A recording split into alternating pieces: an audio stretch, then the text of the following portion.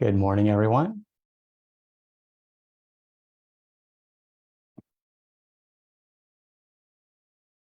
Let's make sure everything is working. It looks like it. We'll get started in just a moment.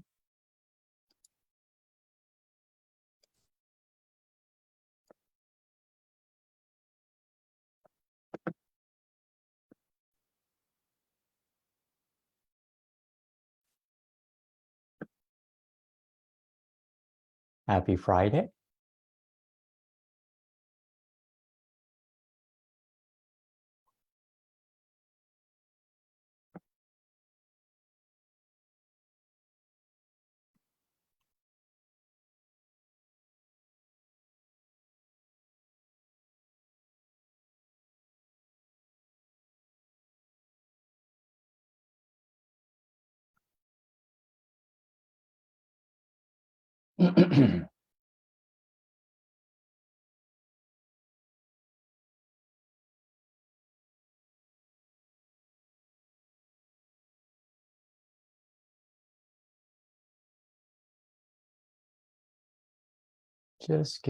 Just take a moment and we'll get started.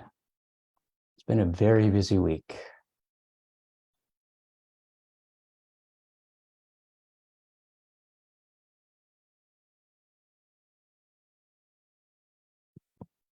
Okay.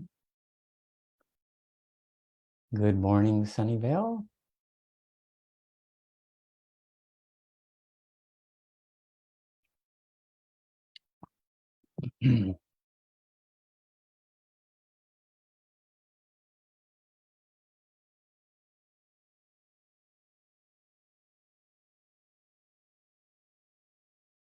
Good morning, Sunnyvale. Happy Friday. Welcome to my weekly virtual office hours. This week's early artwork is another from actually another one that's kind of hidden away. It's a mural here in the city, but this one is from Hands on the Arts. It was actually created in 1996. So you can see this was one of the murals that's at the community center. But yeah, it was created in 1996 for our Hands in the Arts, our yearly arts and crafts and dance and music event that we provide our residents. And, especially it's kid oriented, but now it's all ages. So just happy to see art and all the different types of art that we actually have here in the city. It's amazing sometimes just to see what's hidden away from that standpoint. And, this was actually a very unique piece. There was lots of art. There's lots of art that's part of our permanent art collection from a city standpoint that we slowly cycle through the different buildings.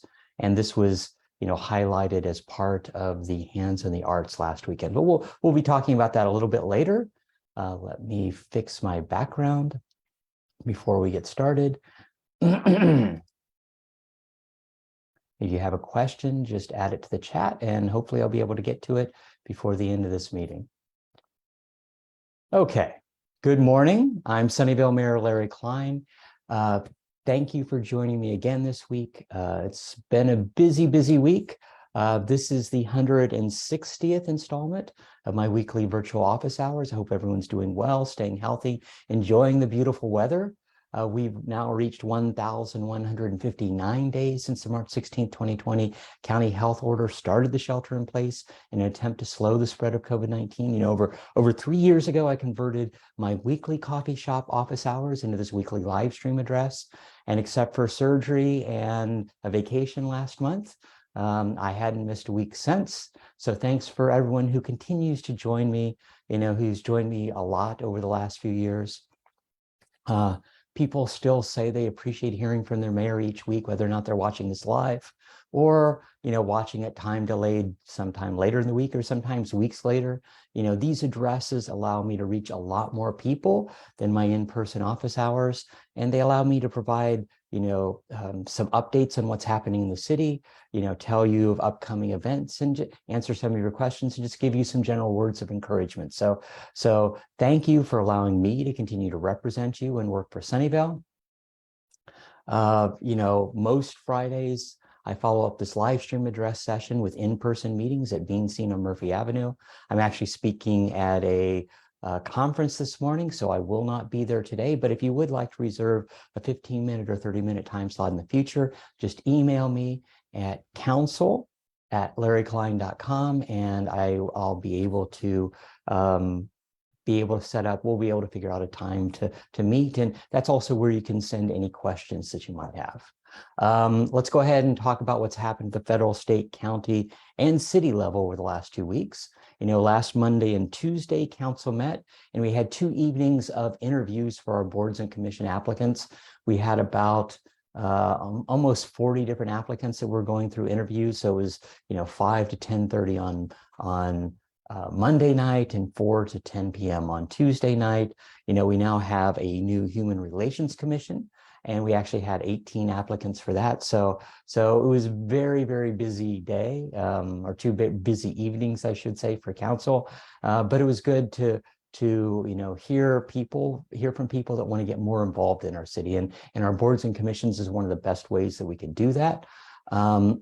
Last Tuesday morning, we had the topping off ceremony for City Line, Sunnyvale. So it's the and this was part of that of the project of taking over that block 3, that's right next to Target, right where the old Macy's used to be.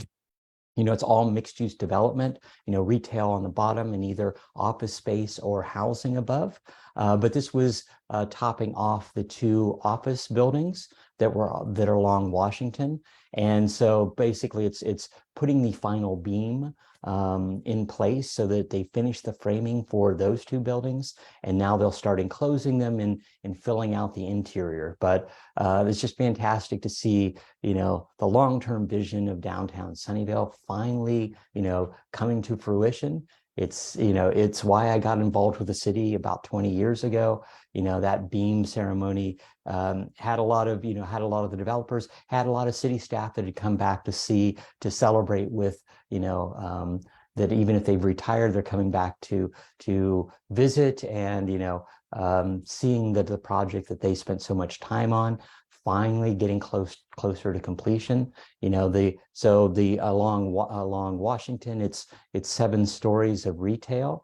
7 stories. The first story of retail, the upper 6 stories is office space, and then the other L-shaped building will be 12 stories. The first story is retail, and the other 11 stories would be apartments.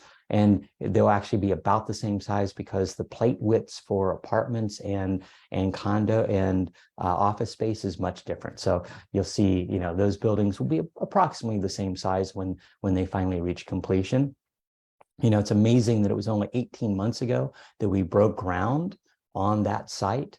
And in the last 18 months, we've dug out the 2 levels of underground parking. We basically cemented all that in, and we've now framed at least the office buildings and are most of the way in framing those apartment buildings. The apartments should be completed, they think sometime in the next month or so. So, it's really amazing to see, the progress that they're making downtown. And finally, when that's completed, it's like there's a lot more retail space and all that, and good, and that will make more of that community. And part of that will also be rebuilding Redwood Square. So creating a destination zone. We have a little bit of grass there across from Whole Foods right now, but this will be, a whole landscaped area amongst the redwoods. So that should be fantastic when that's complete. And then on Wednesday of last week, the Santa Clara County Sheriff's Office basically held their annual Peace Officers Memorial. And this is a ceremony honoring the police officers who've made that ultimate sacrifice in serving their cities. It's for Sheriff Johnson, led the event, and it was good to bring that back. We didn't have it for several years under COVID, and so it's good to meet the families. It's honoring the fallen, but meeting some of their families. Some of the Sunnyvale. So in Sunnyvale, we've had 5 police officers die in the line of duty, and it's several, two of their families are almost there every year. So it's always great to talk to them and meet with them, and it's a big event, there's bagpipes and there's, horses, honoring the fallen, the riderless horse honoring the fallen, all those sorts of things. And, last year, because we couldn't do it at the county sheriff's office, we actually held our own ceremony here in the city. And so I think it's always important to take a moment to make sure that we honor those that are really serving our city. So that was a great event. And I thank the county sheriff for recreating that. And so happy to see that happen last week. Last Thursday, officially, COVID-19 is no longer considered a public health emergency in the United States. Last month, President Biden signed legislation that would basically put an end to the emergency classification for COVID. That end of the COVID emergency follows the World Health Organization 2 weeks ago declared COVID-19 is no longer considered a health emergency on a global scale. Now, of course, even though it's no longer an emergency on a global scale, there's still, it's still part of our community. I still hear people that are, either being tested positive with COVID or being exposed to COVID. So, we had meetings this week and multiple city staff were masked up because they'd been exposed to COVID the previous week. And so, we're following the standard 10-day. If you've been exposed to someone who's tested positive for COVID, you need to mask up when you're at City Hall. So it's still, COVID is still here, but this is basically saying from an emergency standpoint, and I think it will affect on how we do case surveillance as well as what some of the health insurance policies we'll be looking at. But travel is supposed to be getting a lot easier for people that are coming from internationally. But it's on Tuesday, President Biden revoked requirements for international visitors to be vaccinated against COVID-19, and the same thing for federal employees. So this is the post-COVID world, although it's still very, very much here. And then last Thursday evening, we held a unity event, and this was bystander training at the Columbia Neighborhood Center. And, so we continue to see incidents of xenophobic harassment, anti-Asian hate throughout the community and anti-Semitic hate. And so, it's happening around the country. It's happening a little bit here in Sunnyvale.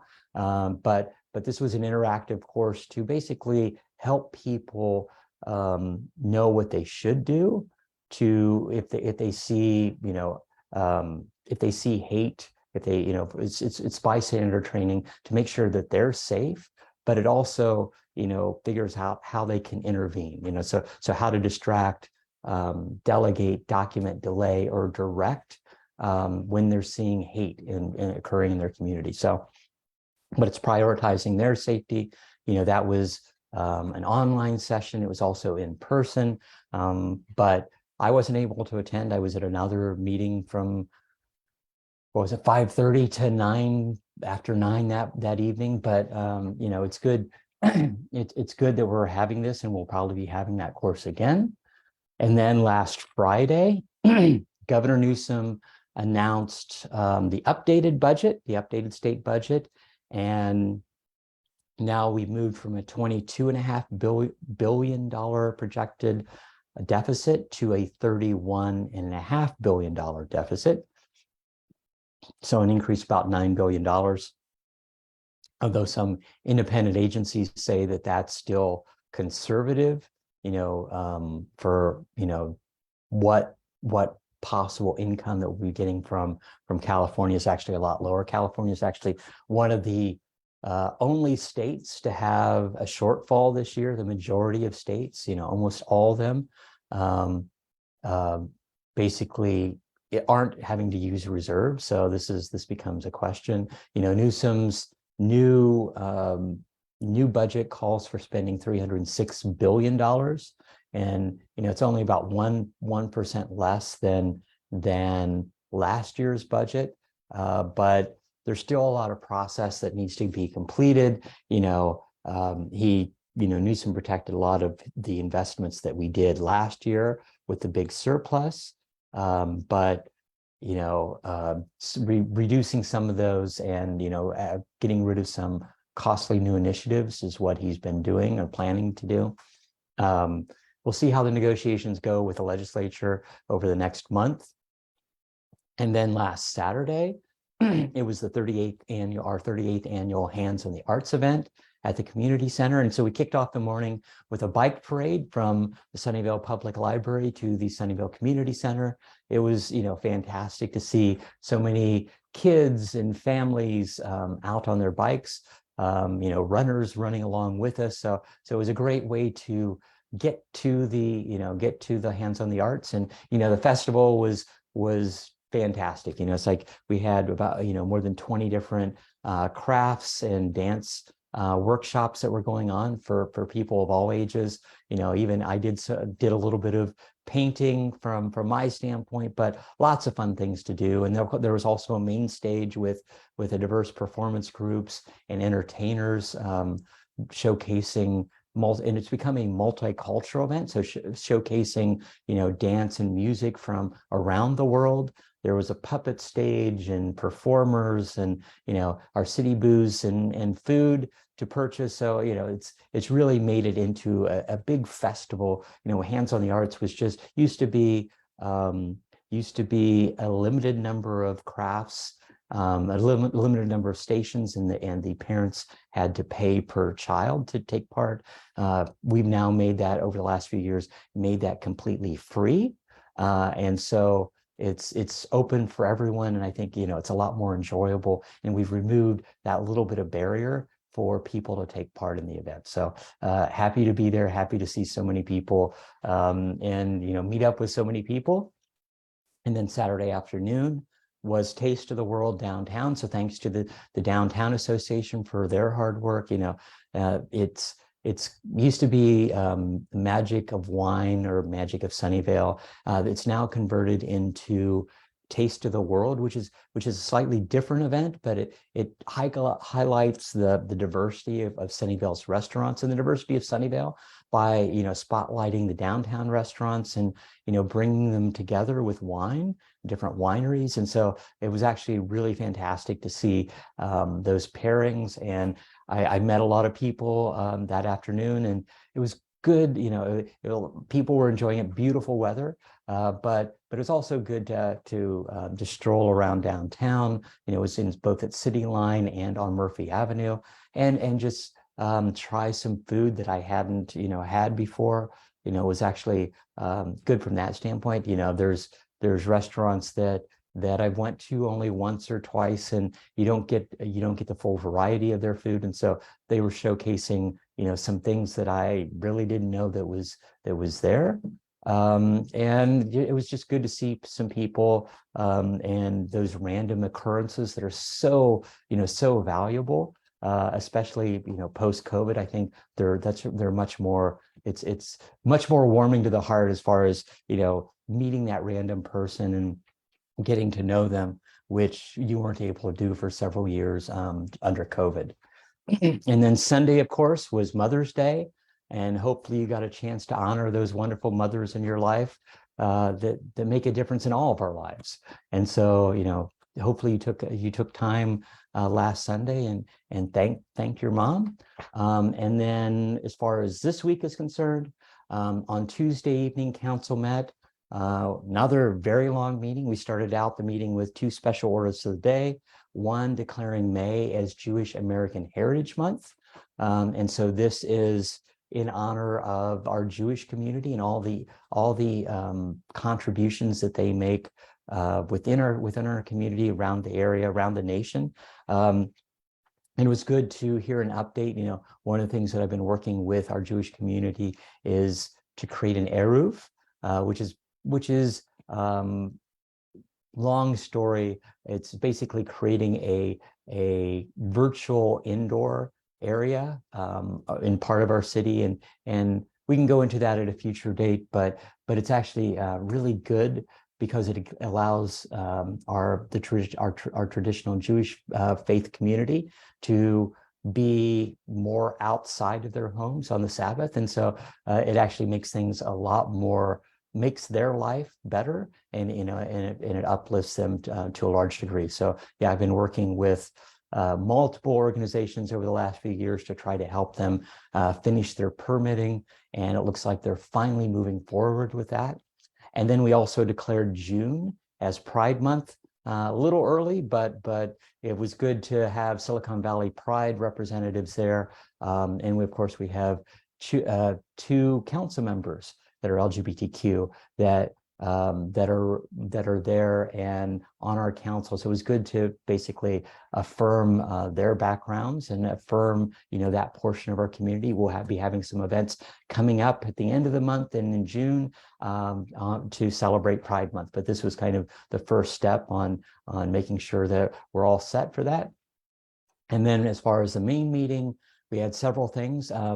First, we finally had that follow-up meeting to establish a pedestrian mall on the 100 block of South Murphy Avenue. We started that process, a year and a half, 2 years ago with the study issue. And during COVID, we closed it temporarily. But earlier this year, we announced our intention to convert that 100 block of South Murphy into a pedestrian mall. And we have to follow the Pedestrian Law Act of 1960. We have to check to see if there are any businesses that have complaints against that. And so ultimately there were no complaints. The other good thing that we did at that meeting was we set aside $800,000 in community benefits to make that area ADA compliant. So that's always one of the issues, is you're trying to make sure that the stores or the city doesn't get sued from an ADA standpoint. So that's part of it. And then, as we look at the final design and the operation guidelines, we'll also be looking at adding conceivably additional bike parking and signage and all that, making sure that it's very clear that this is a pedestrian mall. So happy to see that finally move forward. Having a vibrant downtown is really important for Sunnyvale. And then we had two art-related items that same evening. Everyone knows I love art, and so adding more art to Sunnyvale is always fantastic. Council approved 16 design proposals for the Great Box cover-up, our utility box art project, and this was phase 2 of that. So phase 1 was completed last year and was mainly downtown. Phase 2 is spread all throughout the city. And then we authorized the Art Commission to approve the selected designs for phase 3. And phase 3 will be at the different high schools that are here in the city. So, it was good to basically, and those will be, art done by the high school students. So the high schools will be taking part in that project. And then council also chose the final icon for the Sunnyvale Icon Sculpture Project. So we talked about this last year also. This was what is the icon for Sunnyvale, and much like there's the Hearts in San Francisco and the Sharks in San Jose, and what they do is create sculptures, basically the same sculpture, and then artists do their own impression of what they would like to do. So paint those sculptures accordingly. We ended up choosing a sun, so it'll be about a 4-foot sun on a pedestal. And then ultimately, different artists will propose how they would like to paint that. And I think we'll see some really impressive things. So the Sons of Sunnyvale will be coming. Council requested that they be put in multiple parks around the city. So there'll be about 25 to 30 different locations. But I think that was, really important to do that first step, getting that out there. We're not really sure, how well they'll weather the storms and, whether or not they'll be vandalized or anything of that nature. But this is the first step, and then we'll evaluate, a year and a half, 2 years after they've been put into each of our parks on what we'll be doing next. So the art commission will choose the final artists and what that final design of those sculptures look like. We had some preliminary designs, but definitely staff has a little bit more work before we actually get that going. And then we finally got to voting on our applicants and boards for our boards and commissions. So that took us to a little past midnight. Very long meeting and a very, very busy week. But it was good to, do all those appointments, and we filled out our first 5 commissioners for our Human Relations Commission. So happy to see, and it was really a diverse group of applicants and a really diverse group of people that we placed on that commission. So happy to see that, finally moving forward.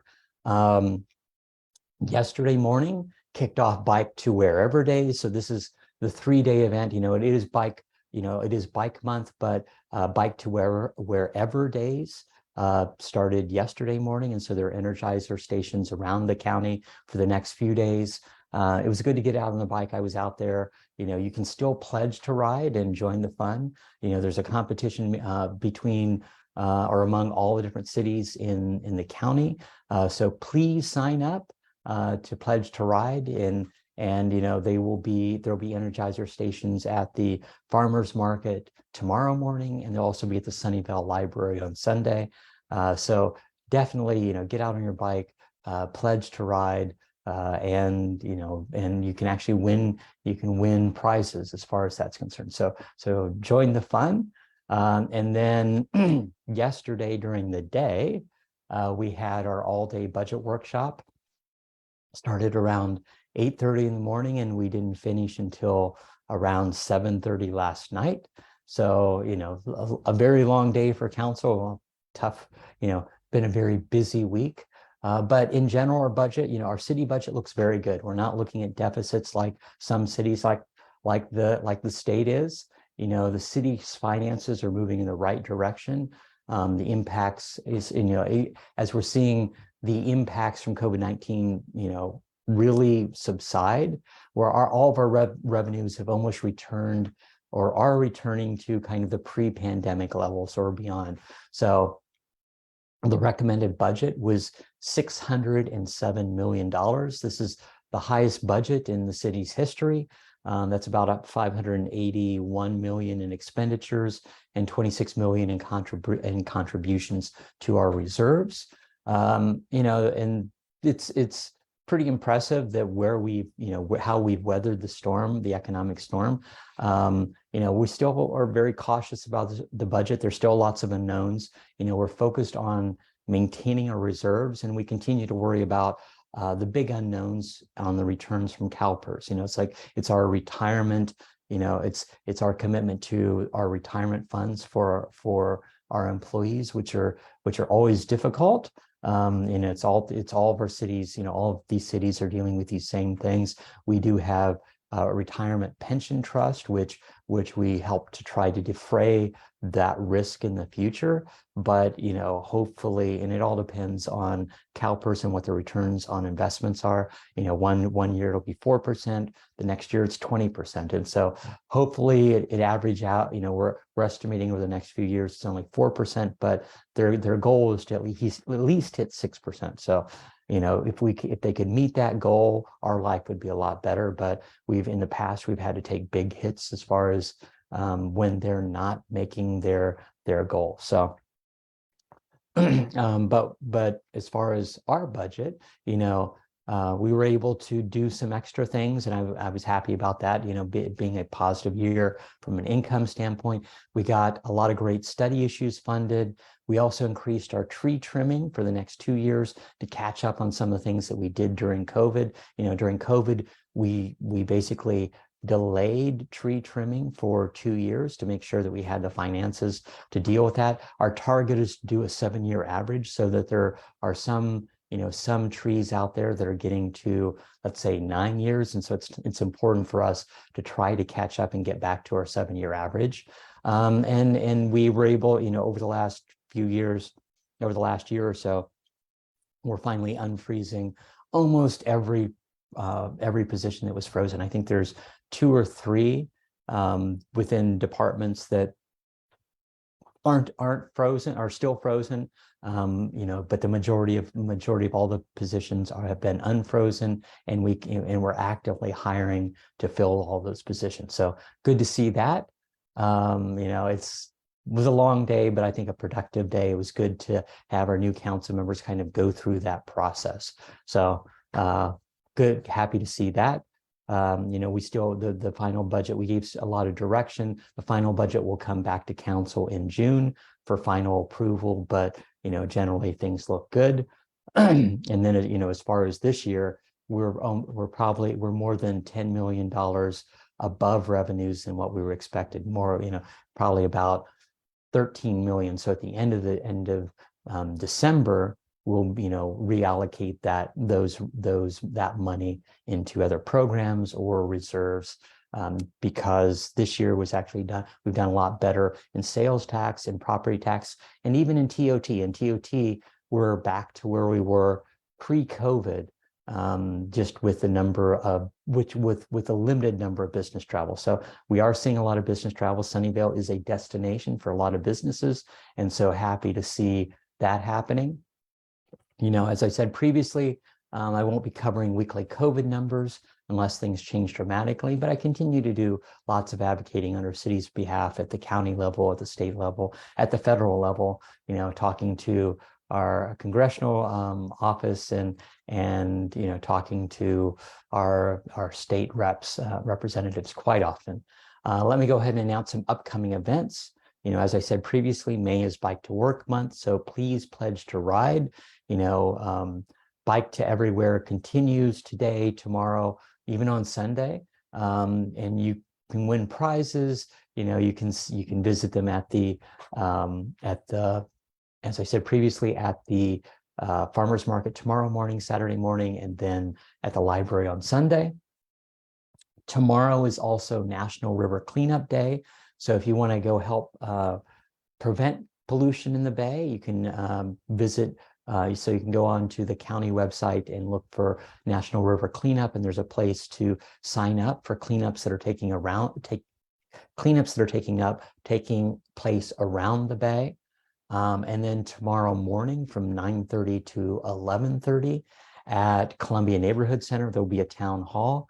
And this is so Saturday morning, this is to talk about high school students and the transportation from North Sunnyvale and the rest of Sunnyvale to Homestead High School and Fremont High School. And this has been an ongoing issue that's gotten progressively worse, according to some parents and students, for years. But there's an equity issue that's been happening in our community, and it's making sure that the students have public transportation and able to get to their schools. So I think, from my standpoint, it's good to have VTA. So VTA will be there, Fremont Union High School District representatives will be there, Sunnyvale council members will be there. So should be a good event. But it's to get it's to get some data, it's to get some of those issues out and figuring out how we can improve the experience for our students, making sure that they can get to school far better than they have been. So all good. And then on Monday, and you might have seen this in the news, Vice President Harris will be here in Sunnyvale to celebrate a $2 billion CHIP Act investment. And so this is a semiconductor R&D and manufacturing investment that the Biden administration declared, I think, beginning of the year, end of last year. And so this will be an investment at Applied Materials Sunnyvale location. So $2 billion in R&D and manufacturing that will be happening here in Sunnyvale. And we are the heart of Silicon Valley. This is the best place to do that CHIP Act investment. It's like, and so you'll hear lots more news on Monday. But it's great to see that investment, and Sunnyvale is a great place to do business, and and this is the perfect sign of that. It's like it's having companies realizing that this is where I want to bring the R&D, because they'll be working with the local colleges, working with UC Berkeley, working with Stanford, and then all their different partners, all that, will be happening here. So the cutting edge technology will be here in Sunnyvale, and happy to see that. And then next Wednesday at 5:30 p.m., Tipsy Pub. And so Tipsy Pub's a new mini golf bar and restaurant that will be right across from Target and Pacific Catch, so it's just on the north side of the street. They will be having a groundbreaking event. So this is open to the public. So that's happening at 5:30 p.m. on Wednesday, the 24th. And so they're inviting people to join in a hard hat tour. They can practice their putting. They can, meet their staff, as also win prizes. So definitely, if you get a chance, come out. That'll be happening at 5:30 next Wednesday. And then I mentioned earlier, on May 31st at 5:30 p.m. at the new City Hall, we'll be having our pride flag raising event. And so this will be it'll be kind of the kickoff to Pride Month, but that'll be happening at 5:30 p.m. on Wednesday, May 31st. So please join us if you get a chance as far as that's concerned. As far as upcoming council meetings, next Tuesday, we'll be starting with the ceremonial oath of office for our newly appointed board and commission members. And then we will be have two main items on our agenda. One, will be selecting the preferred alignment for the Bernardo Avenue undercrossing project. And so this is that project that basically creates a pedestrian and bike undercrossing underneath the Caltrain tracks underneath Central Expressway. So it ends where Bernardo meets Evelyn, and then it goes underneath Central and the Caltrain tracks, comes up on the other side into Mountain View. And so this is a cooperative project between Sunnyvale and Mountain View to kind of get this going. So we'll be finalizing that alignment, and then we'll be looking at approving the installation of a 6-foot wide sidewalk and park strip on the east side of Poplar Avenue between El Camino and Peterson School. And then we'll also approve the installation of the sidewalk along Bryant Way and Poplar Avenue. And so this is an area that didn't have sidewalks when it went from unincorporated Santa Clara and became Sunnyvale land. The residents at that point didn't want sidewalks. And so this is basically filling in those holes and making it safer for those students that are going to Peterson Elementary. I think, that's the critical thing. So finally, this is moving forward.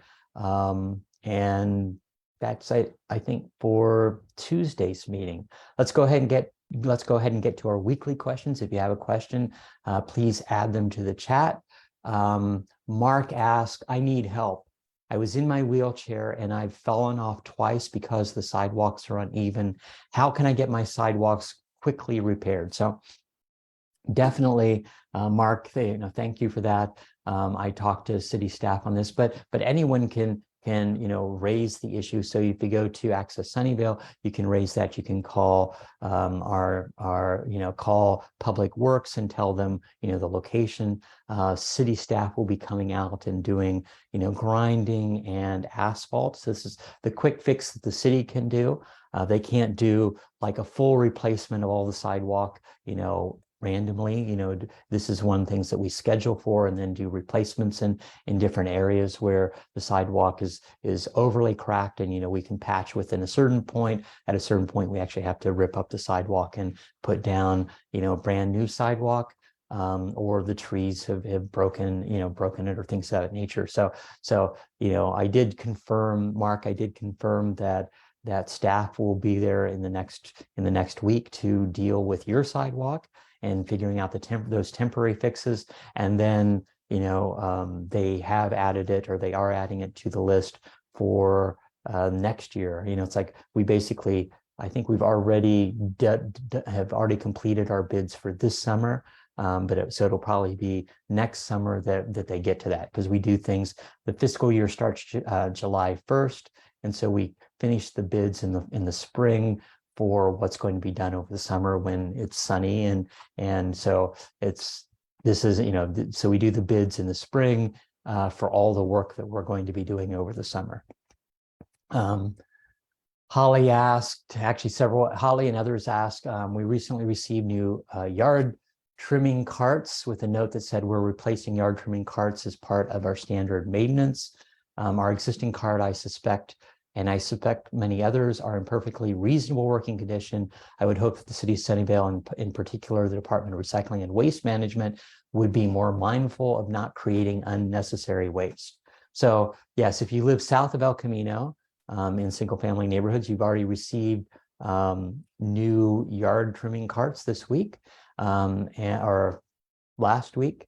And then the carts have a warrant, and the carts have a warranty on how long they can be used. And so they're decommissioned once that warranty expires. And the yard trimming carts have been in use for roughly 15 years. And ours has, so our cart, which we've had about 15 years, is starting to crack now and all that. But by removing them before they're completely unusable, we can actually send those carts to a plastic recycling plant where they can be melted down, combined with virgin plastic, and then made into brand new carts. So, if we left them until they're completely breaking down, well, for one thing, we'd have complaints about, this breaking or that breaking.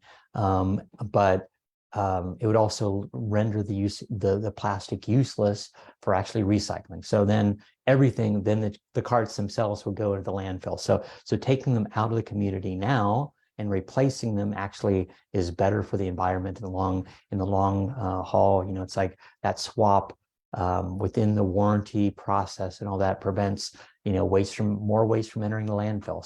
So happy that and this is the good thing about Sunnyvale. It's like we have our 10 by charter, we have to have a 10-year balanced budget and a 20-year plan. And because we're looking at replacing infrastructure, replacing yard waste carts in the long term, it's actually better financially from that standpoint for our city.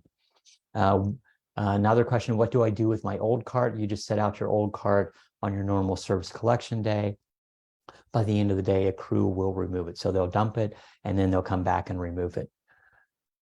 Several people asked, why was the former social media coordinator terminated? What's going to happen with social media? So, I've been talking to the city manager and city attorney, and it actually came up during our budget session yesterday.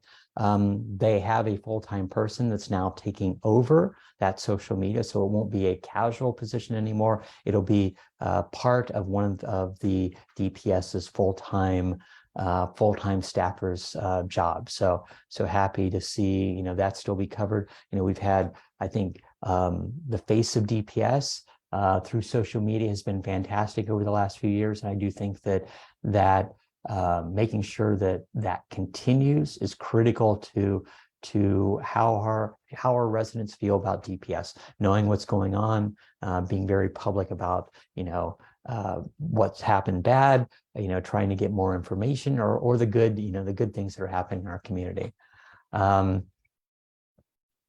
Let's see, next question. Ron asked last week, are there any grand opening festivals for the new city hall planned? There's a small ribbon cutting in April, but the big event's scheduled for September.